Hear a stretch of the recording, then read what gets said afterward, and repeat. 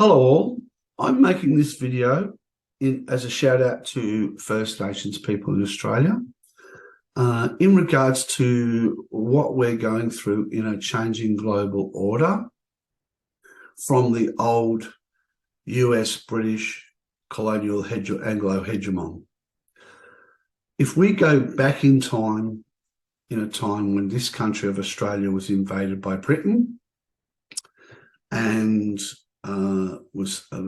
and First Nations people in Australia, their land was taken from them. At that time, in the full force of the economy and trade around the world, it was under a global liberalism trade system, because that means a system where there was a free flow of labour and a free flow of money and goods from other countries around the world. Now, how was that at that time? Well, if we saw with even going back before 1788, before then, with the East India Company under the Dutch, they went to India, Southeast Asia, to the spice trade, and by force, they enforce themselves on those countries to monopolise the spice trade from those countries, virtually using the local people as slave labour to manufacture their spices and take back to their countries to sell at a high price to benefit their economy. Then we also saw in the US, after Columbus, pillaging the gold out of South America, killing and murdering the First Nations people in South America with the Spanish, and pulling out all their resources and gold and taking it back to their own country for their benefit.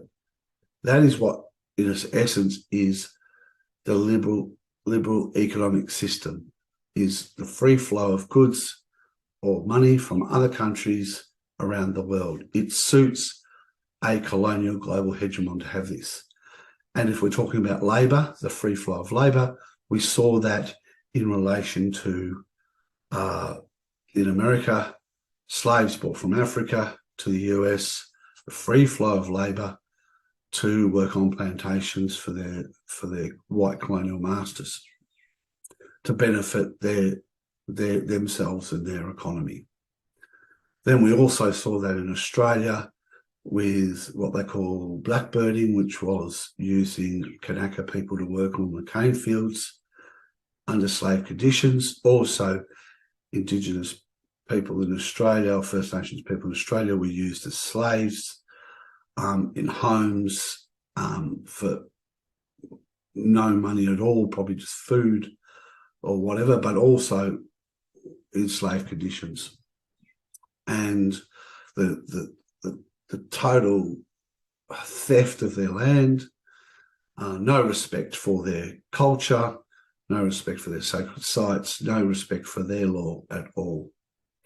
Now, how does that go with the modern world? Well, if we see from the British example what they did in Hong Kong, where in the 1800s they had control of India and were producing opium there, but they were trading silver with China through Hong Kong.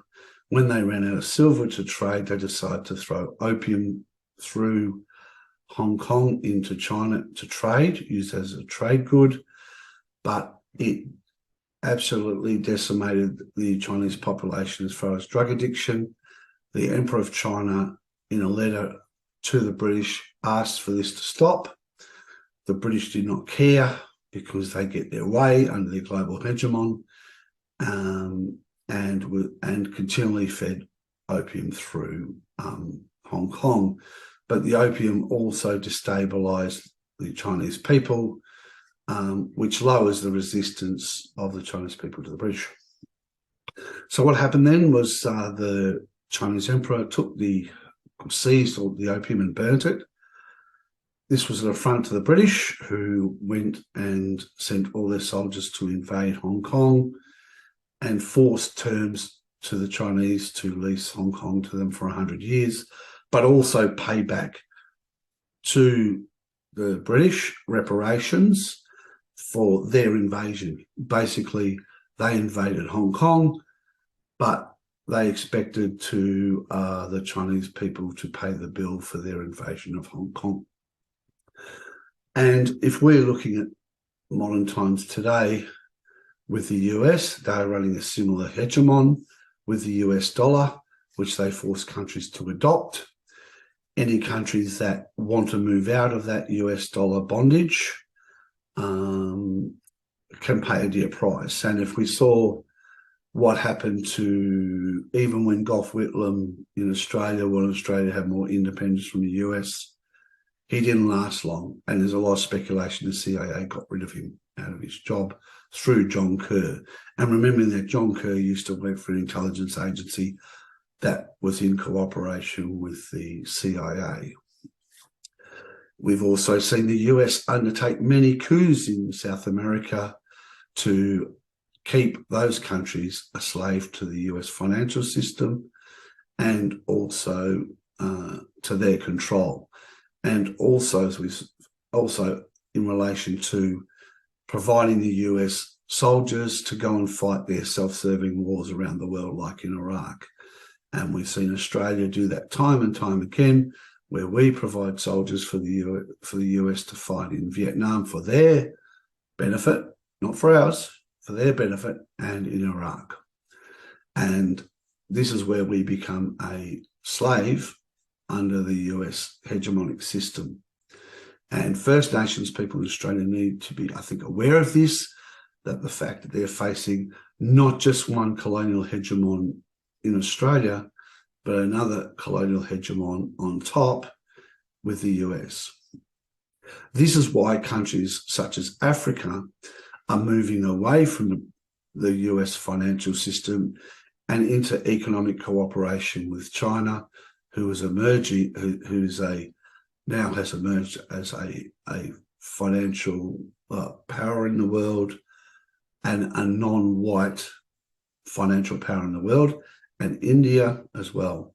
So South Africa are emerging as well as an economic power and have decided to go with the BRICS system. They'll trade with the US as well, but they will find the best deal for their people, not be slaved to one financial system where they are exploited.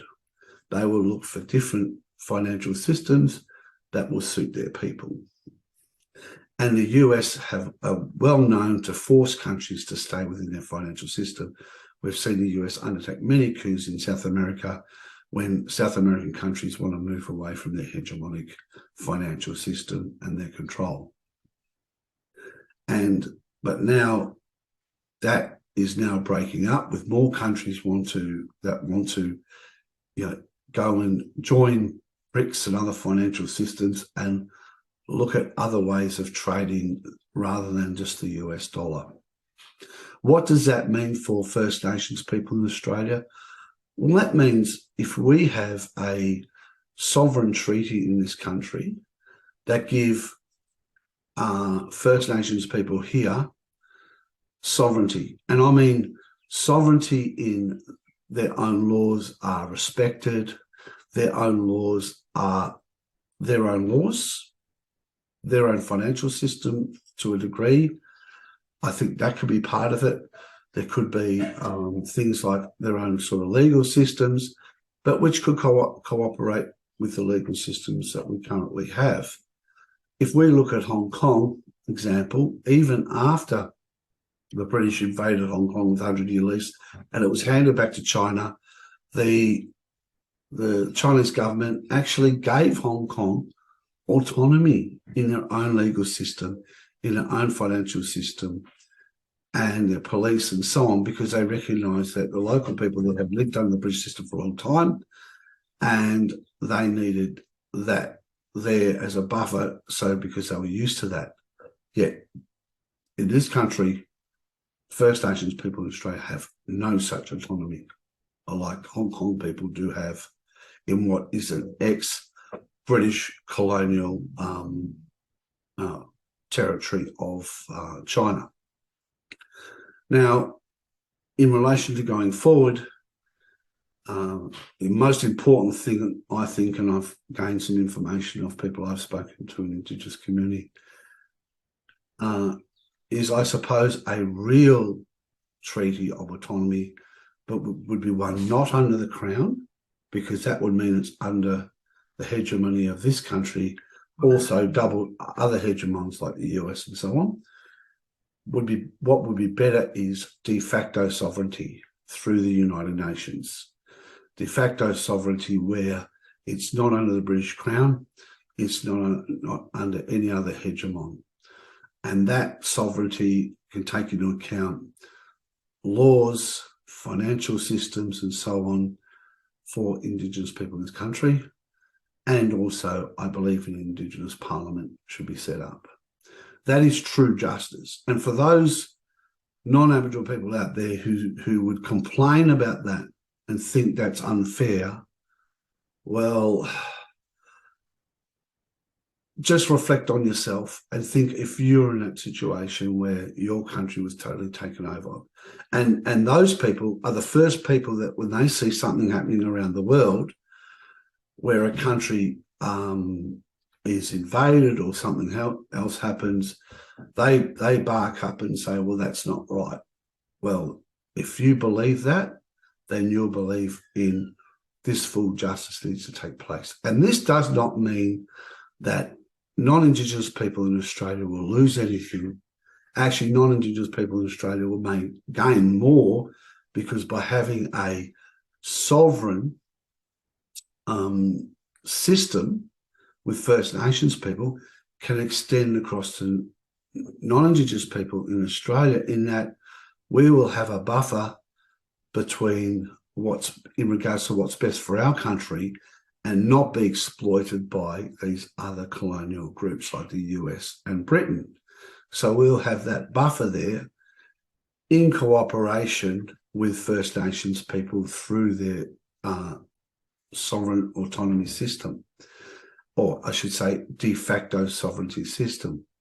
So there are many things to talk about in regards to how we go forward with justice in this country, in de facto sovereignty and a treaty under de facto sovereignty for First Nations people in Australia, and how us as non-Aboriginal people can embrace that and be part of that system and support it, and learn from that and extend some of that across to us, and to us being protected from the colonial hegemons such as the US and Britain, and do the best for people in this country, not for those, not for the US and not for Britain, but for our country.